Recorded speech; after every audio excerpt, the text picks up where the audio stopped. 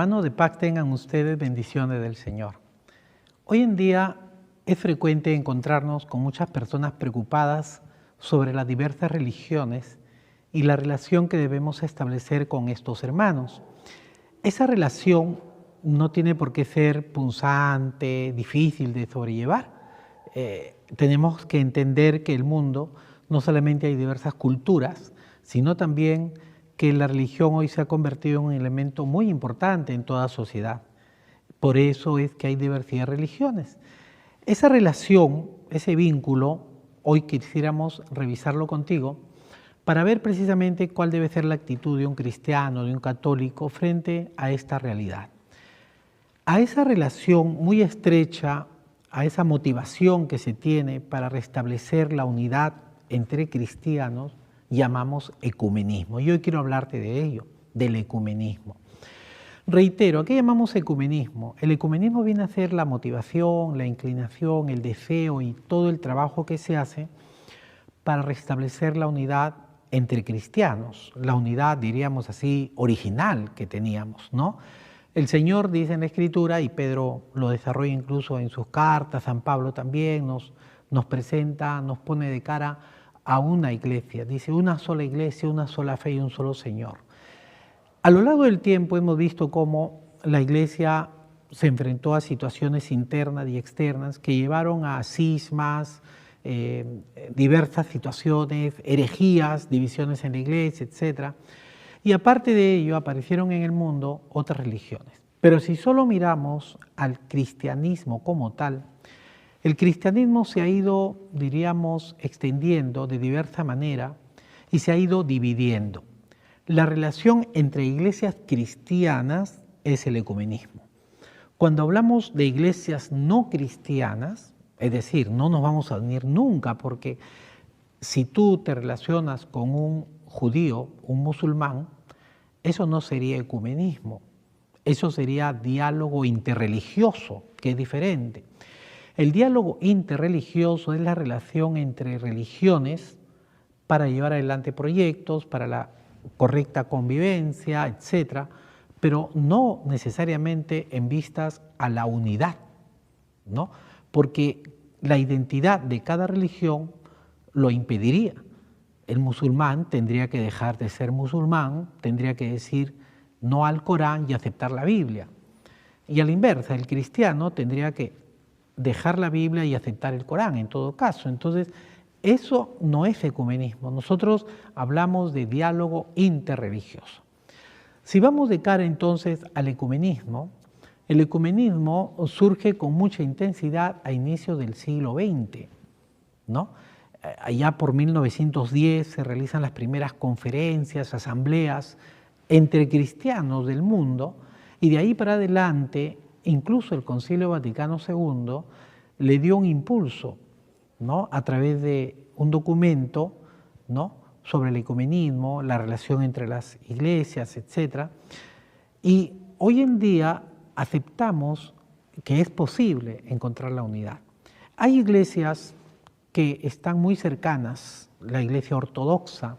Otro día conversaremos quizás por qué sucedió todo esto, ¿no?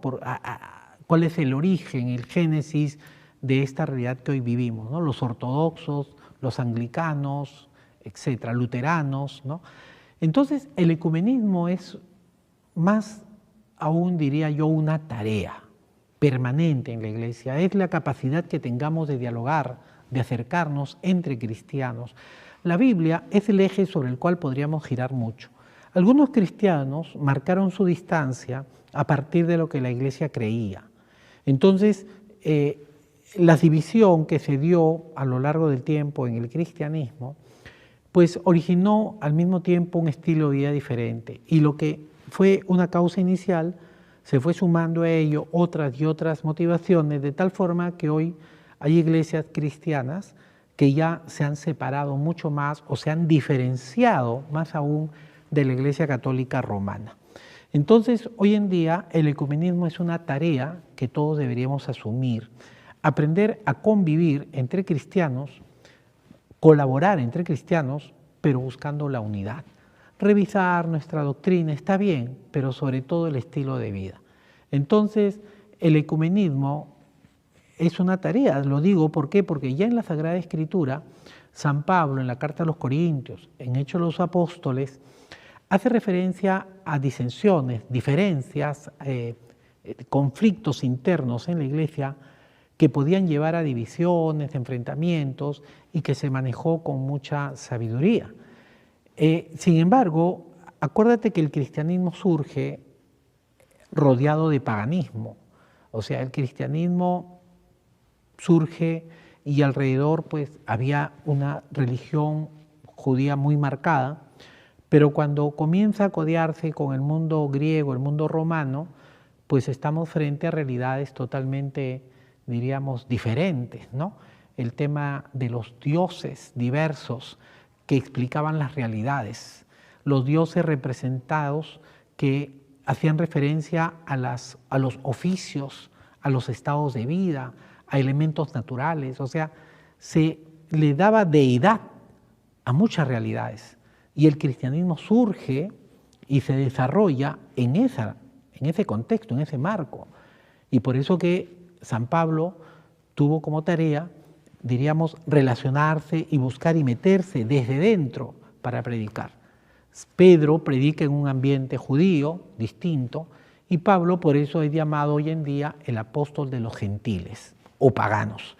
Pablo es el que va a salir, el que va a atravesar las fronteras y va a entrar en diálogo con otras culturas que tenían sus creencias y en ese diálogo pues fue de alguna manera convirtiendo, convocando gente y no solamente era un proselitismo, era una conversión que tiene otra connotación para mí, ¿no?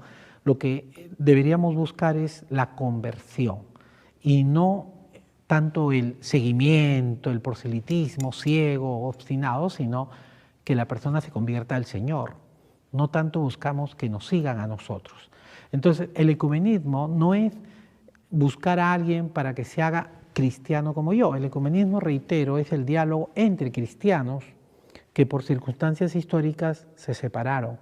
Entonces, tiene como objetivo fundamental pues el restablecer, por eso he usado el término, restablecer la unidad, recordando que en el Evangelio de Juan el Señor decía, Padre, que todos sean uno, como tú y yo somos uno.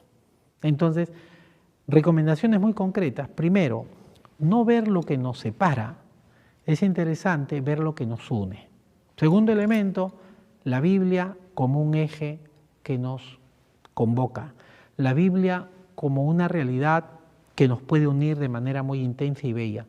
Entonces, eso. Segundo, la paciencia y la tolerancia que van de la mano hacia personas que quizás no comparten nuestra fe y nosotros llamamos equivocados y ellos nos llaman a nosotros equivocados. Entonces, si nos llamamos así o nos creemos dueños de la verdad y ellos totalmente equivocados, como que ellos tienen que venir a nosotros, hay un error. Creo que se trata de un encuentro. Ambas partes tienen que salir y encontrarse. Ellos no van a venir a nosotros, ¿no? Ni tampoco nosotros vamos a ir solo hacia ellos. Debe haber un movimiento mutuo. Eso es el ecumenismo. Entonces yo te muevo a ello, ¿no? Yo te insto a que tú revises primero cuál es tu actitud frente a cristianos y frente a no cristianos. En ambos casos se trata de una actitud testimonial. Debemos dar testimonio con nuestra forma de vivir.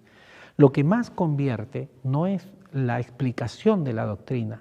Lo que mueve la conversión no es la formulación del dogma de la doctrina. Lo que mueve la conversión en la Iglesia y lo ha movido desde el inicio del cristianismo ha sido el estado de vida, la forma en que se vivía. Dice la Escritura, la gente se admiraba de cómo vivían. No solamente se admiraban de cómo hablaban. La Escritura dice, miren cómo se aman. El estilo de vida era lo que convirtió en el inicio, lo que hizo posible una iglesia fuerte, sólida.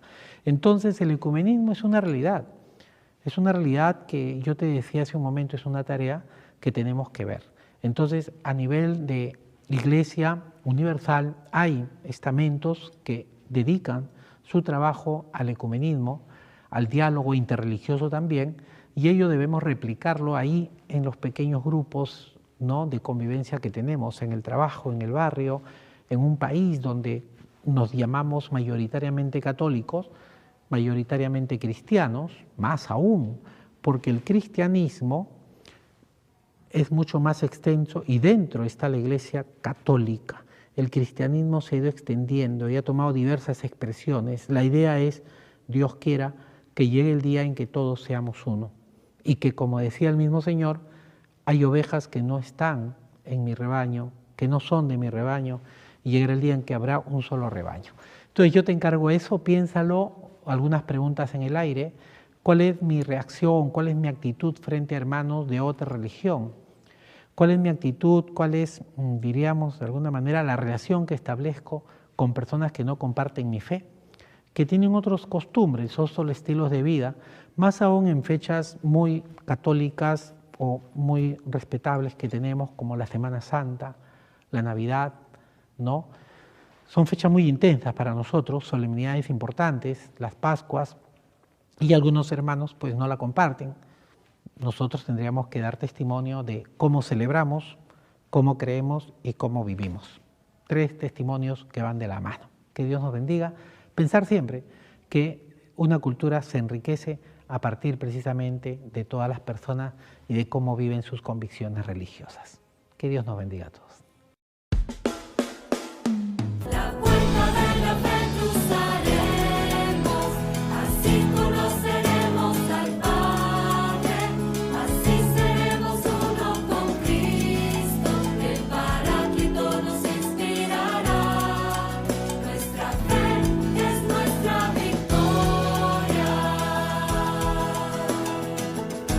Existieron también 3 personas fundamentales que establecieron las bases del ecumenismo.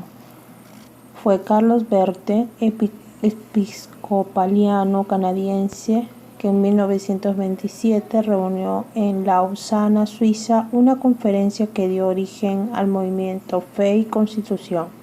Su objetivo era unificar la doctrina.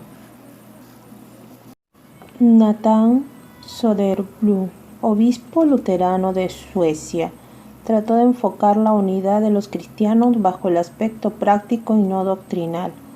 Fundó en el Congreso de Estocolmo en 1925 el movimiento Vida y Acción.